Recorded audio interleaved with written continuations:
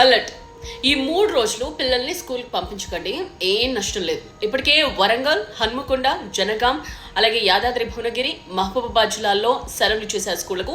Hyderabad surrounding city లిమిట్స్లో heavy రైన్స్కు chance ఉంది. సో ఆ కారణంగా జిహెచ్ఎంసీ లిమిట్స్లో మధ్యాహ్నం వరకే స్కూల్స్ ఉంటాయి. అలాగని పిల్లల్ని ఏ పాల ప్యాకెట్కో బయటకో పంపించకండి, ఎందుకంటే కరెంట్ స్తంభాల దగ్గరికి వెళతారేమో, నీళ్ళల్లో ఆడడానికి ప్రయత్నిస్తారేమో. సో వరదను క్లియర్ చేయడానికి మ్యాన్ హోల్స్ ఓపెన్ చేస్తారు కొందరు.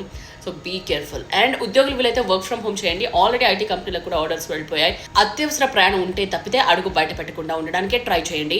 వర్షంలో తడుస్తున్నామని చెట్ల కిందకు మాత్రం వెళ్ళకండి, ఎందుకంటే పిడుగులు పడే ఛాన్స్ కూడా ఉంది, అది ఇంకా ప్రమాదం. సో ఈ 3 రోజుల పాటు తెలంగాణలోని కొన్ని జిల్లాల్లో భారీ లేదా అతి భారీ వర్షాలు కురిసే అవకాశం ఉంది. వాతావరణ శాఖ రెడ్ అలర్ట్, ఆరెంజ్ అలర్ట్ కూడా ఇచ్చింది. ఒక్కోసారి 2 నెలలకు సరిపడినంత వర్షం గంట లేదా 2 గంటల్లోనే పడుతుంది. సో ఈ 3 రోజుల పాటు ప్రతి క్షణం అలర్ట్గా ఉండాల్సిందే. మరీ ముఖ్యంగా వరంగల్, హన్మకొండ, జనగాం, యాదాద్రి భువనగిరి, మహబూబాబాద్ జిల్లాలకు బుధవారం రెడ్ అలర్ట్ ఇచ్చింది ఐఎండీ. అండ్ అలాగే వికారాబాద్, సంగారెడ్డి, మెదక్ జిల్లాలకు గురువారం రెడ్ అలర్ట్ అనౌన్స్ చేశారు. అంటే కుంభవృష్టికి ఛాన్స్ ఉంది. Be alert.